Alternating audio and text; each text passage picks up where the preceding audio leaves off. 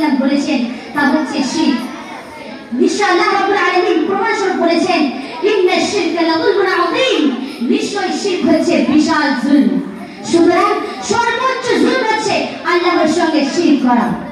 আল্লাহ রাব্বুল আলামিন বলেন আল্লাযীনা আমানু ওয়া লাম ইয়ালবিসু ঈমানাহুম বিযুলম, অর্থাৎ এরাই হচ্ছে আল্লাহর দ্বীনের উপর অবশিষ্ট এবং তাকে কোনো শিরক করে নাই, অর্থাৎ তাদের তাওহীদের উপরে অবিচল থাকে। আল্লাহ রাব্বুল আলামিন বলেন উলাইকা লাহুমুল আমন, অর্থাৎ তারা নিরাপত্তা অর্জন করবে। যেমন উলামায়ে কেরাম বলেছেন তারা ইহকালে ও পরকালে নিরাপত্তা অর্জন করবে তাওহীদের বাস্তবায়নের অনুপাতে ও ভ্রষ্টতা হতে দূরত্ব অবলম্বনের প্রেক্ষিতে। আর যে রকম ভ্রষ্টতাই হচ্ছে আল্লাহর সঙ্গে শিরক। বস্তুত ইতাআত আল্লাহর বিশাল নিয়ামত, তাতে যারা প্রবেশ করলো তারা দুনিয়া ও আখিরাতের বিপদ হতে মুক্ত হয়ে গেল, আর যারা তার বাইরে থেকে গেল সে বিপদের বিরাজনের মধ্যে আবদ্ধ হয়ে গেল। সুতরাং শান্তি ও নিরাপত্তা নিয়ামত সবচেয়ে বড় নিয়ামত। যখন শান্তি ও নিরাপত্তা আলাদা হয় বা বিচ্ছিন্ন হয় তখন শিক্ষা দীক্ষা অর্থনৈতিক সামাজিক সমস্ত রকমের পাঠ্যক্রম বিষয় আলাদা হয়ে যায়। নিশ্চয়ই আল্লাহ রাব্বুল আলামিন এই নিয়ামতকে তার বান্দাদের জন্য নির্ধারিত করেছেন। যেমন আল্লাহ রাব্বুল আলামিন বলেন ওয়া মান ইউমিন বিল্লাহি ইয়াহদি কলবাহু ওয়াল্লাহু বিকুল্লি শাইইন আলীম, নিশ্চয়ই আল্লাহ রাব্বুল আলামিনের প্রতি যে ঈমান পোষণ করেছে তাদের অন্তরকে তিনি নিরাপদে পরিচালিত করেন বা সরল পথে পরিচালিত করেন। আর আল্লাহ রাব্বুল আলামিন সর্ব বিষয়ে অবগত। আল্লাহ রাব্বুল আলামিন প্রতিশ্রুতিবদ্ধ হয়েছেন তাদের সঙ্গে যারা আল্লাহর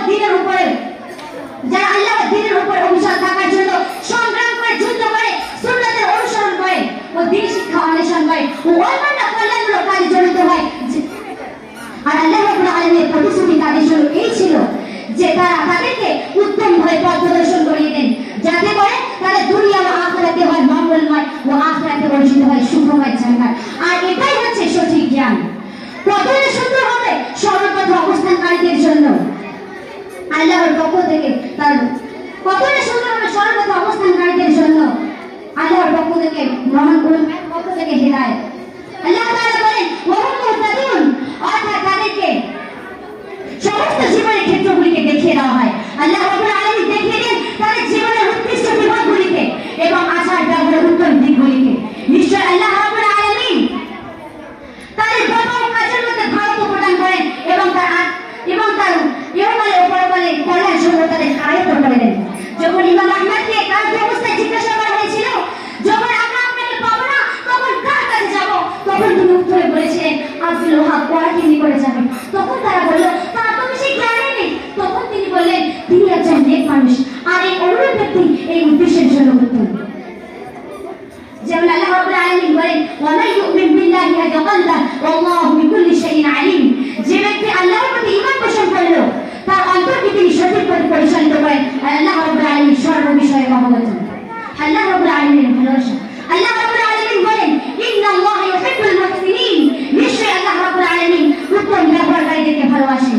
আল্লাহ রাব্বুল আলামিন বলেন ইন্নাল্লাহা ইউহিব্বুত তাওয়াবিন ওয়া ইউহিব্বুল মুতাতাহহিরিন, নিশ্চয়ই আল্লাহ রাব্বুল আলামিন তওবাকারী ও পবিত্রদেরকে ভালোবাসেন। আল্লাহ রাব্বুল আলামিন বলেন ফাইন্নাল্লাহা ইউহিব্বুল মুত্তাকিন, নিশ্চয়ই আল্লাহ রাব্বুল আলামিন মুত্তাকিদেরকে ভালোবাসেন। আল্লাহ রাব্বুল আলামিন বলেন আল্লাহু ইউহিব্বুস সাবিরিন, নিশ্চয়ই আল্লাহ রাব্বুল আলামিন ধৈর্যশীলদেরকে ভালোবাসেন। আল্লাহ রাব্বুল আলামিন বলেন ইন্নাল্লাহা ইউহিব্বুল মুকসিতিন, নিশ্চয়ই আল্লাহ রাব্বুল আলামিন ন্যায়পরায়ণ মানুষদেরকে ভালোবাসেন। যখন আমরা এই সমস্ত কর্মগুলো গুণাবলীর মধ্যে চিন্তা ভাবনা করব যে এই ধরনের মানুষকে আল্লাহ রাব্বুল আলামিন ভালোবাসেন, তখন আমাদের সামনে সরল পথ প্রকাশিত হয়ে যাবে।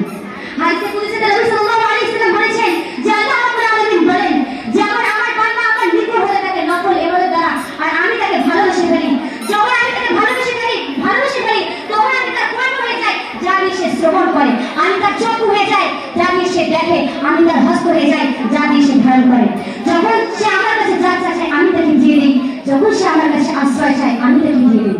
সুতরাং কতটা সুন্দর সর্বপ্রথম অবস্থানকারীদের জন্য, কতটা সুন্দর সর্বপ্রথম অবস্থানকারীদের জন্য আল্লাহর পক্ষ থেকে হিদায়াত।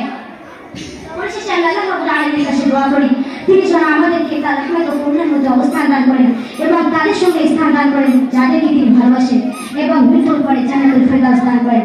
আমিন। ওয়া আখিরু দাওয়ানা আলহামদুলিল্লাহি রাব্বিল আলামিন। ওয়াসসালামু আলাইকুম ওয়া রাহমাতুল্লাহি ওয়া বারাকাতুহু।